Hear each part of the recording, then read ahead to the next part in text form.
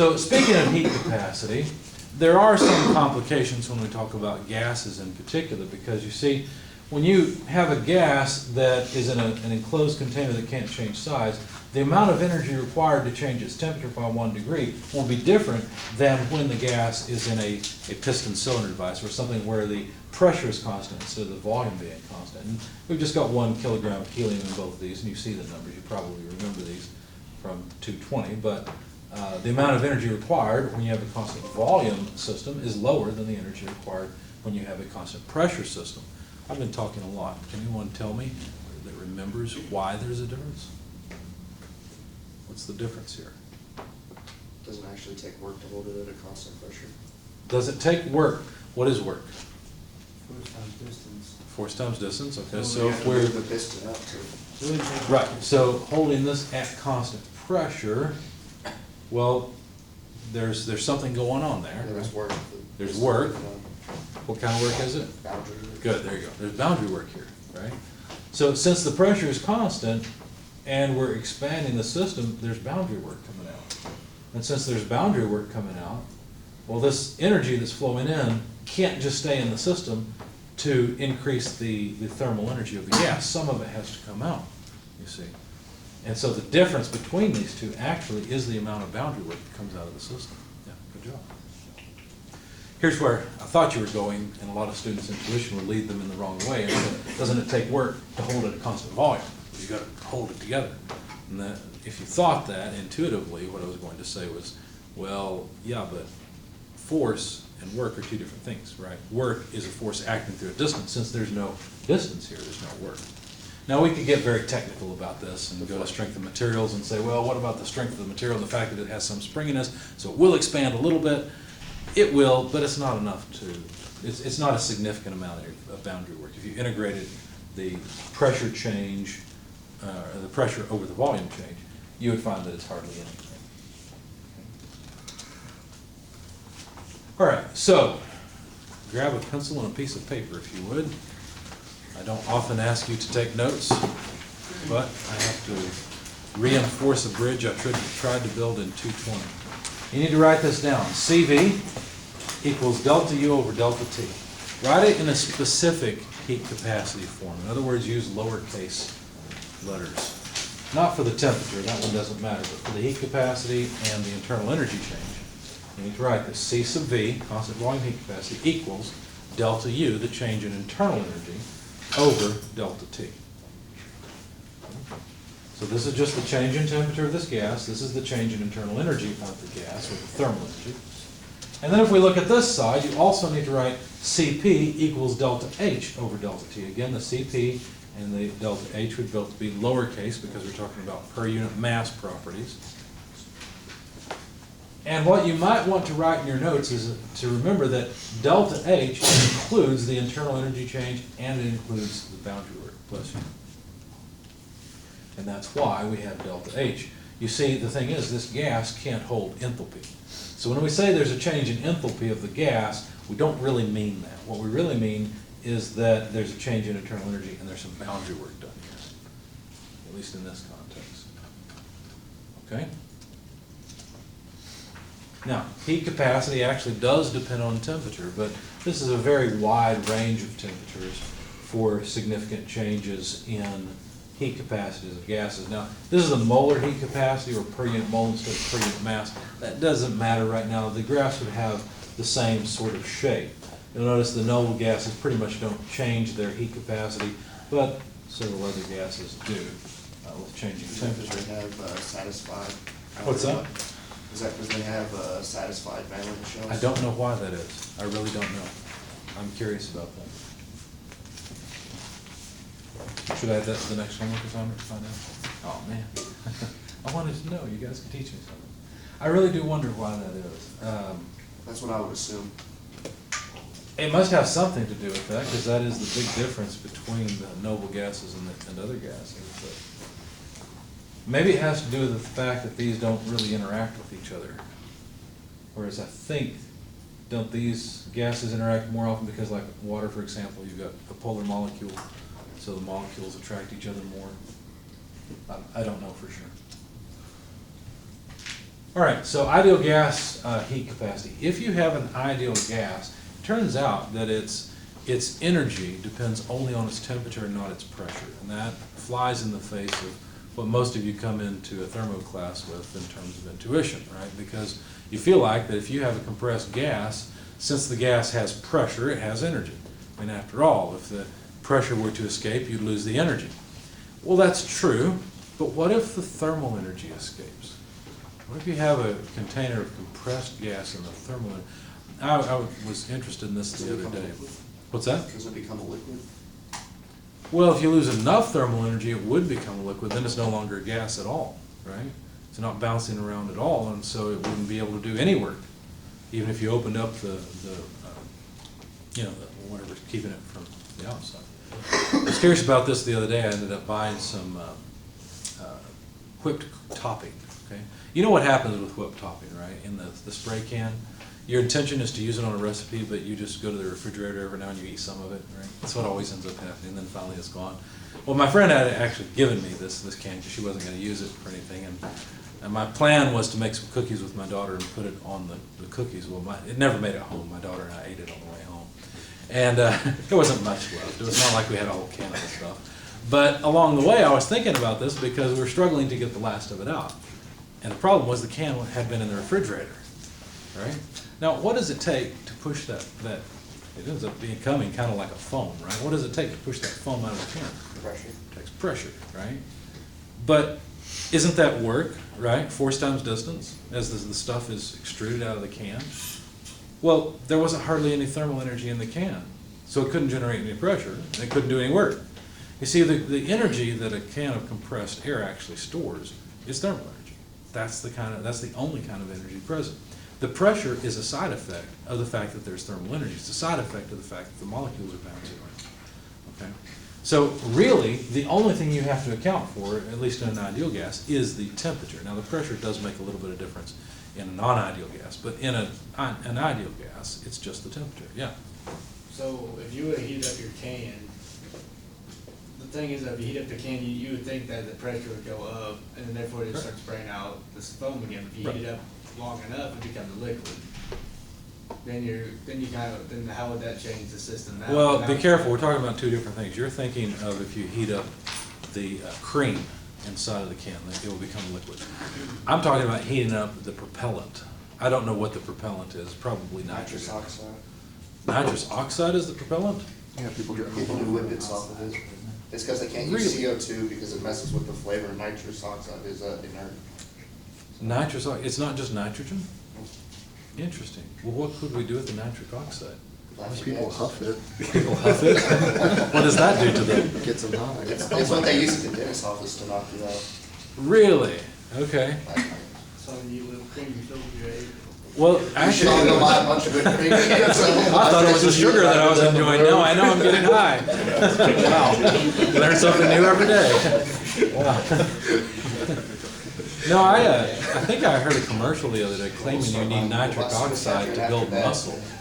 But I don't know that that's true. I mean, I know that, isn't nitric oxide that you put in your car? Yeah. Same thing? So are you telling me that we could put empty whipped cream containers around our car and turn them on and get off the line faster? Okay. All right, so anyway. I believe it was Lord Thompson that did an experiment. No, it was Joule. It was Joule that did this experiment.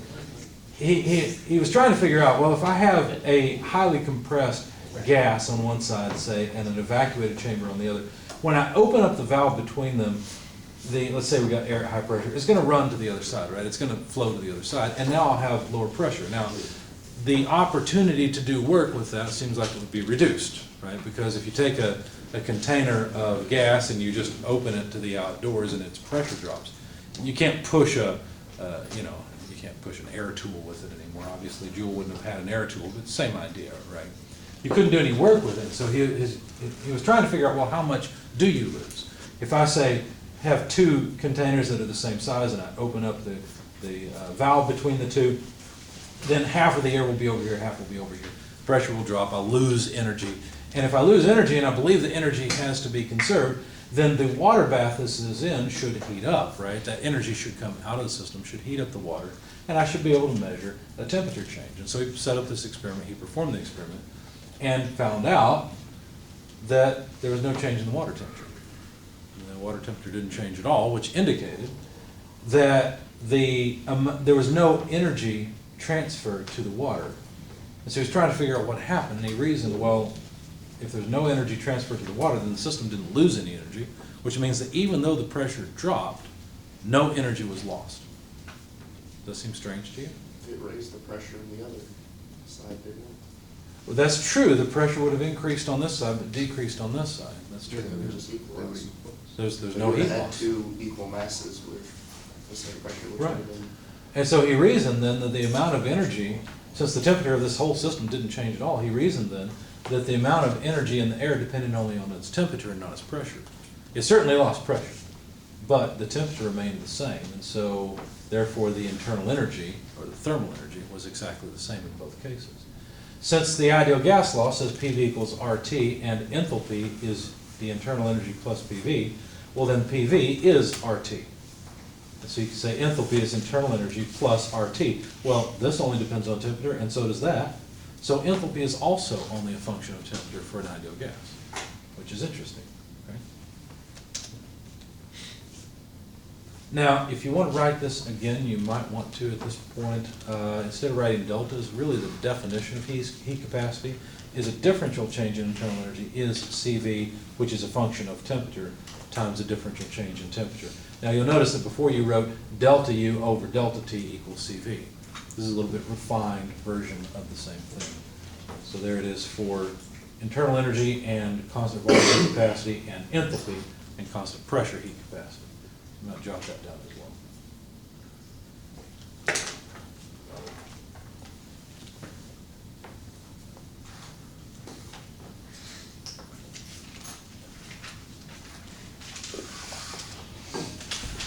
All right, these differential equations don't really help us a whole lot, however. Differential equations aren't really all that useful until you integrate them.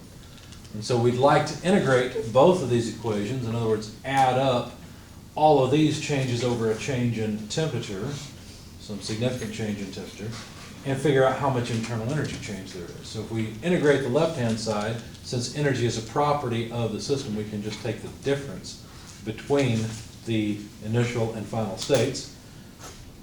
And integrating the right-hand side, we'd have the integral of the heat capacity as a function of temperature, dt, or over the temperature, from state 1 to state 2. Doing the same thing with the enthalpy, we'd get the enthalpy change, but we'd have to integrate the constant pressure heat capacity over a range of temperatures.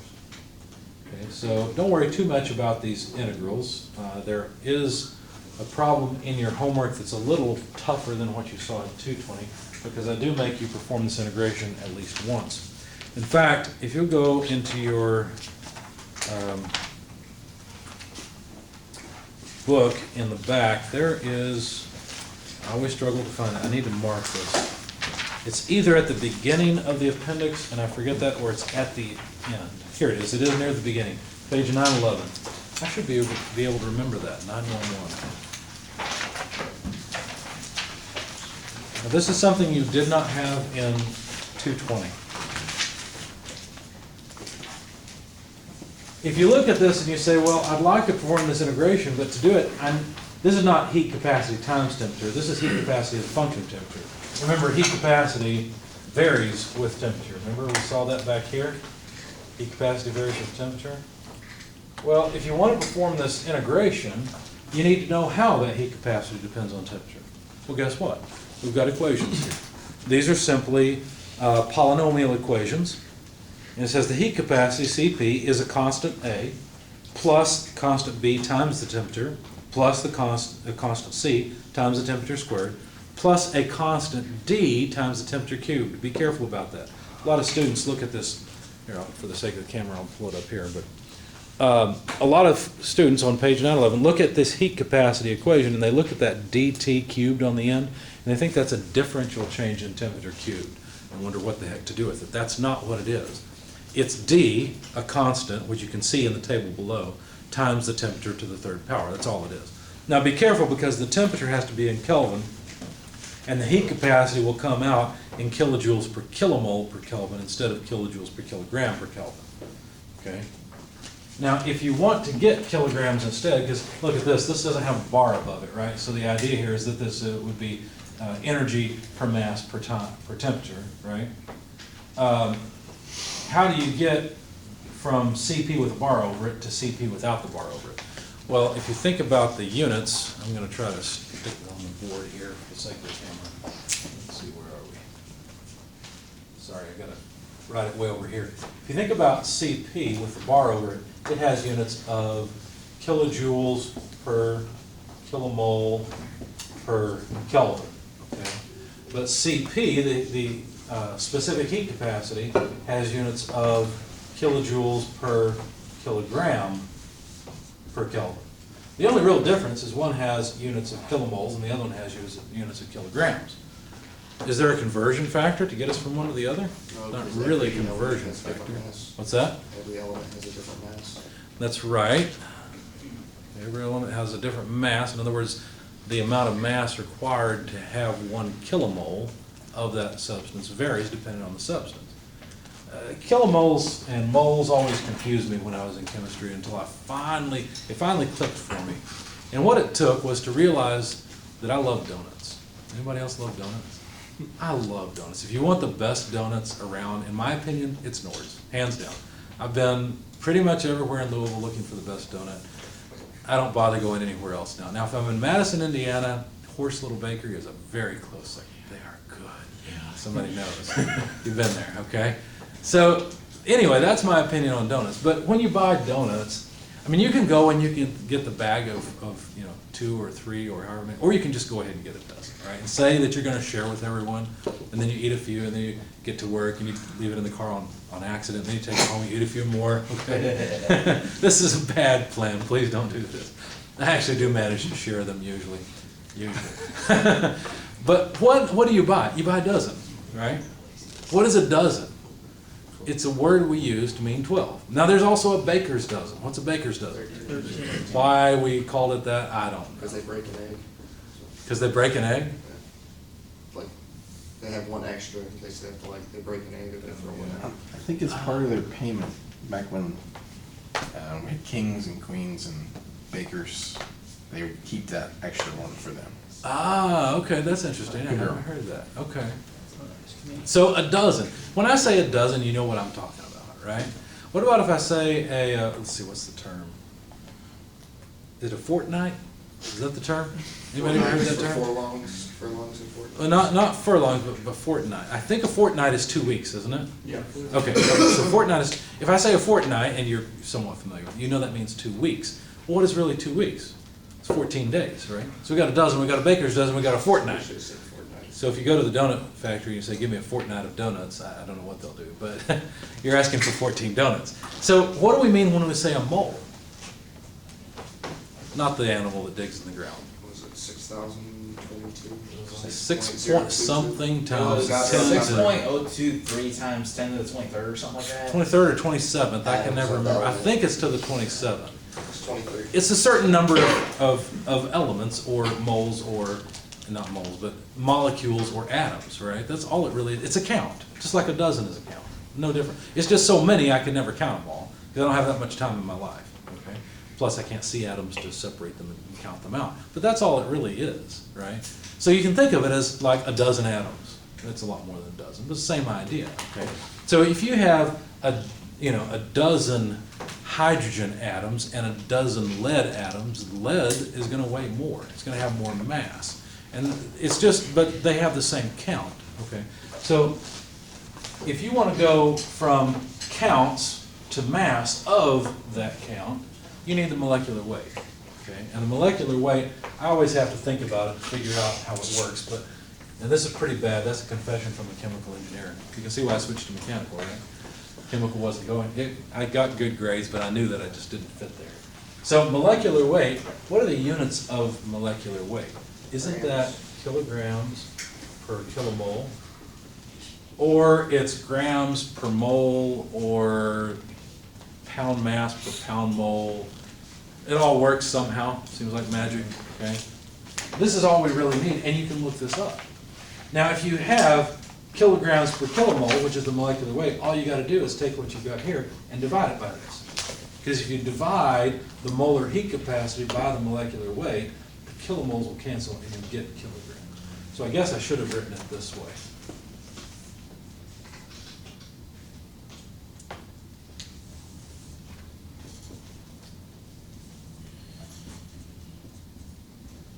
So if we divide out heat capacity, molar heat capacity by the molecular weight, we get heat capacity in per unit mass units, right, specific heat capacity.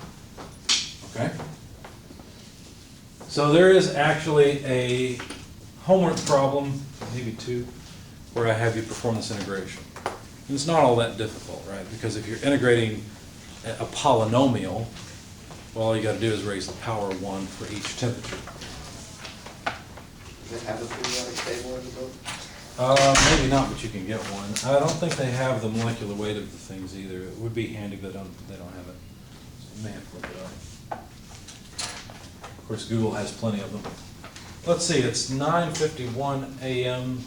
Since one student already had to pause, why don't we pause the camera and take our break now, and we'll continue in a few minutes.